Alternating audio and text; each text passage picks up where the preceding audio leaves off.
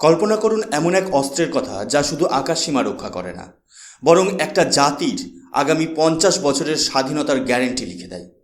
আজ ভারত কি শুধু কয়েকটা যুদ্ধবিমান কিনছে, নাকি গ্লোবাল সুপার পাওয়ার হওয়ার ছাড়পত্র সংগ্রহ করছে? রাশিয়ার SU-57 নাকি ফ্রান্সের রাফেল? এই বিতর্কটা কেবল ইঞ্জিনের হর্স পাওয়ার বা রেডারের রেঞ্জের নয়, এটা ভারতের স্ট্র্যাটেজিক অটোনমি, অর্থাৎ নিজের সিদ্ধান্ত নিজে নেওয়ার সক্ষমতার লড়াই। আজ আমরা এমন এক সন্ধিক্ষণে দাঁড়িয়ে আছি যেখানে একটা ভুল সিগন্যাল ভারতকে পশ্চিমাদের উপর নির্ভরশীল করে তুলতে পারে, আবার একটা সঠিক সিদ্ধান্ত ভারতকে বিশ্বের প্রতিরক্ষা মানচিত্রে রুল শেপার হিসেবে প্রতিষ্ঠা করতে পারে। আজকের এই বিশেষ বিশ্লেষণে আমি উন্মোচন করব সেই গোপন ভূরাজনৈতিক দাবার চালগুলো, যা হয়তো আপনি মূলধারার সংবাদ মাধ্যমে শুনবেন না। নমস্কার বন্ধুরা, আমি সুশোভন, আর আপনারা দেখছেন আপনাদের প্রিয় অদ্ভুত অথচ বাস্তব। এখানে আমরা কোনো ঝকঝকে ভিডিও স্ক্রিপ্ট বা ব্রেকিং নিউজের সস্তা উত্তেজনা দেখাই না, আমরা করি পিওর জিওপলিটিক্যাল অ্যানালিসিস। আজকের আলোচনা অত্যন্ত গভীর এবং সময় সাপেক্ষ, তাই মন দিয়ে শুনুন, কারণ ভারতের ভবিষ্যৎ ক্ষমতার ভারসাম্য আজ এই একটি বিষয়ের উপর দাঁড়িয়ে। বন্ধুরা, আজকের আলোচনার গভীরে যাওয়ার আগে আমাদের একটু পেছনে ফিরে তাকাতে হবে। রাশিয়া এবং ভারতের প্রতিরক্ষা সম্পর্ক কোনো সাধারণ বাণিজ্যিক লেনদেন নয়, এটা একটা দীর্ঘ স্ট্র্যাটেজিক পার্টনারশিপ। 1971 সালের বাংলাদেশের মুক্তিযুদ্ধের কথা ভাবুন, যখন মার্কিন সপ্তম নৌবহর ভারতকে ভয় দেখাতে বঙ্গোপসাগরে ঢুকেছিল, তখন মস্কোর পারমাণবিক সাবমেরিনই ভারতের পাশে ঢাল হয়ে দাঁড়িয়েছিল। এই সময় থেকে আজ পর্যন্ত যখনই পশ্চিমারা ভারতকে স্যাংশন বা নিষেধাজ্ঞার ভয় দেখিয়েছেন, ভারত রাশিয়ার তৈরি অস্ত্রের উপর ভরসা করেছে। ভারতের ভাড়ারে থাকা MiG-21 থেকে শুরু করে SU-30 MKI সব এই দীর্ঘস্থায়ী আস্থার প্রতীক। কিন্তু আজ 2026 সালে দাঁড়িয়ে সময় বদলে গেছে। আজকের বিশ্ব আর বাইপোলার নয়, এটা মাল্টিপোলার। রাশিয়া যখন ইউক্রেন যুদ্ধের কারণে আন্তর্জাতিকভাবে অনেকটা কোণঠাসা, তাদের ওপর লাগানো হয়েছে কঠোর স্যাংশন। এই পরিস্থিতিতে রাশিয়ার কাছে ভারত আর কেবল একজন খদ্দের নয়, বরং ভারত হলো রাশিয়ার টিকে থাকার অক্সিজেন। রাশিয়া আজ মরিয়া হয়ে একজন এমন পার্টনার খুঁজছে যে কেবল তার থেকে অস্ত্র কিনবে না, বরং তার ভেঙে পড়া অর্থনীতি এবং প্রতিরক্ষা শিল্পকে গ্লোবাল স্টেজে প্রাসঙ্গিক রাখবে। এবারে আসুন ঢোকা যাক মূল ঘটনায়। রাশিয়ার 5th জেনারেশন স্টেলথ ফাইটার হলো SU-57। শুরুতে রাশিয়ার মনোভাব ছিল কঠোর। তারা ভারতকে বলেছিল, আমরা বিমান দেব কিন্তু প্রযুক্তি দেব না। এটা অনেকটা সেই প্রবাদ বাক্যের মতো, গাড়ি চালাতে দেব কিন্তু ইঞ্জিন খোলার চাবি দেব না। ভারত তখন স্পষ্ট জানিয়ে দিয়েছিল যে আমরা কেবল বায়ার হয়ে থাকতে চাই না। ভারতের নতুন প্রতিরক্ষা নীতি হলো আত্মনির্ভর ভারত, আমরা অন্যের দয়ায় বাঁচতে চাই না। ভারত যখন এই প্রজেক্ট থেকে সরে আসার ইঙ্গিত দিল, তখন রাশিয়ার টনক নড়ল। এখন রাশিয়া ভারতকে যে অফার দিচ্ছে তা অভাবনীয়। তারা বলছে ফুল টেকনোলজি ট্রান্সফার, ভারতে উৎপাদন এবং ভারতীয় সিস্টেমের সাথে 100% ইন্টিগ্রেশন। কেন রাশিয়া এত নিচে নামলো কেন? এর উত্তর লুকিয়ে আছে ডিফেন্স ইকোনমিক্সে। রাশিয়ার নিজস্ব বিমান বাহিনী খুব বেশি সংখ্যায় SU-57 কিনতে পারছে না অর্থাভাবে। তাদের একজন বড় বিনিয়োগকারী প্রয়োজন, আর ভারতের মতো বড় বাজার আর কোথাও নেই। রাশিয়ার ভয় হলো ভারত যদি পুরোপুরি পশ্চিমাদের শিবিরে চলে যায়, তবে রাশিয়ার প্রতিরক্ষা শিল্প তাসের ঘরের মতো ভেঙে পড়বে। তাই তারা আজ এমন এক টেকনোলজি দিতে রাজি হচ্ছে যা আগে কখনো কোনো দেশের সাথে তারা ভাগ করেনি। প্রতিরক্ষা বিশ্লেষণে একটি কথা খুব প্রচলিত, একটি যুদ্ধবিমান ততটাই শক্তিশালী যতটা তার ইঞ্জিন। রাশিয়া ভারতকে যে অফারটি দিয়েছে তাতে সবচেয়ে বড় আকর্ষণ হলো AL-51 স্টেলথ ইঞ্জিন। মনে রাখবেন, এই ইঞ্জিনটি রাশিয়ার নিজস্ব বিমান বাহিনীতেও এখনও পুরোপুরি অপারেশনাল হয়নি। এটি এখনও টেস্টিং ফেজে আছে। কিন্তু মস্কো ভারতকে কথা দিয়েছে, তারা এই ইঞ্জিনের কোর টেকনোলজি ভারতের হাতে তুলে দেবে। এটা ভারতের জন্য কেন গুরুত্বপূর্ণ? ভারতের নিজস্ব 5ম প্রজন্মের বিমান অ্যামকা বা অ্যাডভান্স মিডিয়াম কম্ব্যাট এয়ারক্রাফট তৈরি হচ্ছে, কিন্তু আমাদের সবচেয়ে বড় বাধা হলো একটি শক্তিশালী জেট ইঞ্জিন। রাশিয়া জানে যে ভারত যদি একবার পশ্চিমাদের থেকে ইঞ্জিন কিনতে শুরু করে, তবে রাশিয়ার সাথে ভারতের সম্পর্কের সুতো চিরতরে ছিঁড়ে যাবে। তাই তারা তাদের সবচেয়ে আধুনিক প্রোটোটাইপ ভারতের সামনে সাজিয়ে দিয়েছে।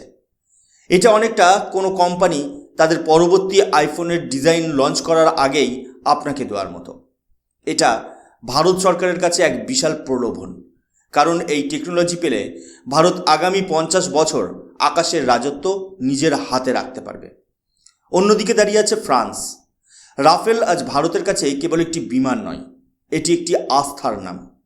কার্গিল যুদ্ধ থেকে শুরু করে আজকের লাদাখ সীমান্ত, ফরাসি টেকনোলজি ভারতকে কখনো নিরাশ করেনি। ভারত বর্তমানে MRFA বা মাল্টি রোল ফাইটার এয়ারক্রাফট ডিলের মাধ্যমে 114টি বিমান কেনার পরিকল্পনা করছে, যার বাজেট প্রায় 5 লক্ষ কোটি টাকা। প্রশ্ন উঠতে পারে, রাফাল তো 4th জেনারেশন প্লাস বিমান, তাহলে ভারত কেন এত টাকা খরচ করবে? উত্তরটা হলো কমব্যাট প্রোভেন রিলায়েবিলিটি। রাফাল বিশ্বের বিভিন্ন প্রান্তে যুদ্ধে অংশ নিয়েছে এবং নিজেকে শ্রেষ্ঠ প্রমাণ করেছে। এছাড়া ফ্রান্সের একটা বড় গুণ হলো তারা ভারতের ওপর কোনো রাজনৈতিক শর্ত চাপায় না। মার্কিন যুক্তরাষ্ট্রের মতো তারা কথায় কথায় স্যাংশনের ভয় দেখায় না। রাফালের সাথে আসে স্কাল্প এবং মিটিওর মিসাইলের মতো মারাত্মক সব অস্ত্র, কিন্তু সমস্যা হলো দাম। রাফাল অত্যন্ত ব্যয়বহুল। যেখানে পশ্চিমার SU-57 অনেক কম দামে পাওয়ার সম্ভাবনা আছে, সেখানে ফ্রান্সের সাথে ডিল করা মানে কোষাগারে বিশাল চাপ। তবে ভারত জানে সস্তা জিনিস সবসময় টেকসই হয় না। ভারতের কাছে রাফাল হলো সেই বিমা বা ইন্স্যুরেন্স যা বিপদে পড়লে নিশ্চিত কাজ করবে। বন্ধুরা, এই লড়াইটা শুধু দুটি বিমানের নয়, এটা দুটি ব্লকের লড়াই। একদিকে আছে কোয়াড এবং অন্যদিকে আছে রাশিয়ার সাথে ভারতের পুরনো সম্পর্ক। আমেরিকা ভারতকে বারবার সতর্ক করছে। তাদের একটি আইন আছে যার নাম CAA-TSA। যদি ভারত রাশিয়ার থেকে বড় কোনো সামরিক সরঞ্জাম কেনে, তবে আমেরিকা ভারতের উপর অর্থনৈতিক নিষেধাজ্ঞা জারি করতে পারে। S-400 মিসাইল সিস্টেম কেনার সময় ভারত কোনো মতে ছাড় পেয়েছিল, কিন্তু SU-57 ক্ষেত্রে আমেরিকা হয়তো অতটা নরম হবে না। আমেরিকার লক্ষ্য হলো ভারতকে রাশিয়ার থেকে দূরে সরিয়ে আনা এবং নিজেদের F-35 বা F-15EX বিক্রি করা। কিন্তু ভারত জানে আমেরিকার বন্ধুত্ব সবসময় শর্তাধীন। আজ বন্ধুত্ব আছে, কাল যদি ভারতের নীতি আমেরিকার পছন্দ না হয়, তারা খুচরো যন্ত্রাংশ সরবরাহ বন্ধ করে দিতে পারে। এটাই হলো ভারতের জন্য সবচেয়ে বড় চ্যালেঞ্জ। আমাদের এমনভাবে এগোতে হবে যাতে রাশিয়ার প্রযুক্তিও পাই, আবার আমেরিকার সাথে স্ট্র্যাটেজিক পার্টনারশিপও বজায় থাকে। একেই বলে মাল্টি অ্যালাইনমেন্ট পলিসি। জটিল ভূরাজনীতিকে সহজ করার জন্য একটা সাধারণ উদাহরণ দিই। ধরুন আপনার পাড়ায় দুজন প্রতিবেশী আছে। একজন আপনার ছোটবেলার বন্ধু, যে আপনার দুর্দিনে অনেক সাহায্য করেছে, কিন্তু এখন সে আর্থিকভাবে কিছুটা দুর্বল এবং তার পরিবারে অনেক অশান্তি। অন্যজন একজন নতুন ধনী ব্যবসায়ী, যে আপনাকে অনেক আধুনিক সুযোগ সুবিধা দিয়েছে, কিন্তু সে চায় আপনি কেবল তার কথা মতোই চলবেন। এখন আপনি কি করবেন? আপনি কি পুরনো বন্ধুর সাথে সম্পর্ক ছিন্ন করবেন, নাকি নতুন ব্যবসায়ীর শর্ত মেনে নিজের স্বাধীনতা বিসর্জন দেবেন? ভারত ঠিক এই অবস্থাতেই আছে। রাশিয়া হলো সেই পুরনো বন্ধু যার বর্তমান পরিস্থিতি খারাপ, কিন্তু সে আপনাকে তার সব গোপন ফর্মুলা দিতে রাজি আছে। আর আমেরিকা হলো সেই ব্যবসায়ী যার প্রযুক্তি উন্নত কিন্তু মনোভাব নিয়ন্ত্রণকারী। ভারতের লক্ষ্য হলো নিজের একটা নিজস্ব ফ্যাক্টরি বা ব্যবসা দাঁড় করানো, যার নাম AMCA। আর সেই ফ্যাক্টরি গড়তে আমাদের এমন পার্টনার দরকার যে আমাদের কাজ শেখাবে, শুধু পণ্য বিক্রি করবে না। এখন প্রশ্ন হলো, ভারতের আমলাতন্ত্র এবং নেতৃত্ব কী ভাবছে? আমার বিশ্লেষণ অনুযায়ী ভারত এখন আর কারো ওপর 100% নির্ভর করতে রাজি নয়। গত 10 বছরে ভারতের প্রতিরক্ষা উৎপাদন কয়েক গুণ বেড়েছে।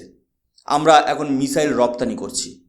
আমাদের জাতীয়তাবাদী চেতনা আমাদের এটাই শেখায় যে যার নিজের অস্ত্র নেই, তার শান্তি বজায় রাখার কোনো অধিকার নেই। ভারত আজ এমন এক অবস্থানে আছে যেখানে আমরা রাশিয়ার সাথে প্রযুক্তি নেব আমাদের নিজস্ব ইঞ্জিন তৈরি করার জন্য, আর ফ্রান্সের থেকে বিমান নেব তৎক্ষণাৎ যুদ্ধ মোকাবেলার জন্য। এটাই হলো আসল রিয়েল পলিটিক। আমাদের শত্রু দেশগুলো যখন দেখছে ভারত রাশিয়ার সাথেও হাত মেলাচ্ছে, আবার পশ্চিমাদের সাথেও সম্পর্ক রাখছে, তখন তারা দিশেহারা হয়ে পড়ছে। চীনের 5ম প্রজন্মের বিমান J-20 মোকাবিলা করতে হলে ভারতের হাতে এমন কিছু থাকা দরকার যা অজেয়। আর সেই অজেয় শক্তি তখনই আসবে যখন ভারতের আকাশসীমায় ভারতীয় প্রযুক্তিতে তৈরি বিমান উড়বে। এই বিমান কেনা বেচার অন্তরালে লুকিয়ে আছে ভারতের বিশাল অর্থনৈতিক সম্ভাবনা। 5 লক্ষ কোটি টাকার ডিল যখন ভারত বাস্তবায়িত হবে, তখন হাজার হাজার স্মল অ্যান্ড মিডিয়াম এন্টারপ্রাইজের কাজ বাড়বে। টাটা, মহিন্দ্রা বা L&Tর মতো বড় সংস্থাগুলো যখন এই প্রজেক্টের সাথে যুক্ত হবে, তখন ভারতের কয়েক লক্ষ ইঞ্জিনিয়ার ও টেকনিশিয়ানের কর্মসংস্থান হবে। আমরা শুধু জেট কিনছি না, আমরা একটা ডিফেন্স ইকোসিস্টেম তৈরি করছি। রাশিয়ার দেওয়া টেকনোলজি ট্রান্সফার যদি সফল হয়, তবে ভারত আগামী দিনে রাশিয়ার বিমানের গ্লোবাল মেইনটেনেন্স হাবে পরিণত হবে। অর্থাৎ বিশ্বের অন্যান্য দেশ যারা রাশিয়ার বিমান ব্যবহার করে তারা মেরামতের জন্য ভারতের কাছে আসবে। এতে ভারতের বৈদেশিক মুদ্রার ভাণ্ডার শক্তিশালী হবে। এটাই হলো একটি দূরদর্শী সরকারের মাস্টার প্ল্যান। আমরা খরচ করছি ঠিকই, কিন্তু সেই টাকা ঘুরে ফিরে ভারতের বাজারে এবং ভারতের মানুষের পকেটেই আসবে। আলোচনার একদম শেষ পর্যায়ে চলে এসেছি। আজকের এই বিশ্লেষণে আমরা দেখলাম যে ভারতের সামনে কোনো সহজ রাস্তা নেই। একদিকে রাশিয়ার ঐতিহাসিক বন্ধুত্ব এবং প্রযুক্তির প্রতিশ্রুতি, অন্যদিকে পশ্চিমাদের অত্যাধুনিক সিস্টেম এবং অর্থনৈতিক সংযোগ। ভারত আজ কোনো আবেগপ্রবণ সিদ্ধান্ত নেবে না। ভারত আজ সিদ্ধান্ত নেবে ঠান্ডা মাথায়, ক্যালকুলেশন করে। আমরা এখন আর সেই 1950 বা 60-এর দশকের ভারত নই যে অন্যের দয়ার অপেক্ষায় বসে থাকবে। আজ ভারত রুল টেকার নয়, আজ ভারত রুল শেপার। আমরা আমাদের শর্তে ব্যবসা করি, আমাদের শর্তে জোট গঠন করি।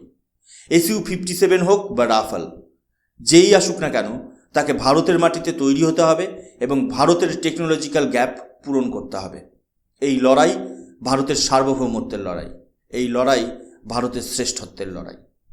বন্ধুরা, বিশ্ব রাজনীতিতে চিরস্থায়ী শত্রু বা চিরস্থায়ী বন্ধু বলে কিছু হয় না, থাকে শুধু চিরস্থায়ী স্বার্থ। ভারতের স্বার্থ হলো নিজের আকাশকে নিরাপদ রাখা এবং নিজের শিল্পকে শক্তিশালী করা।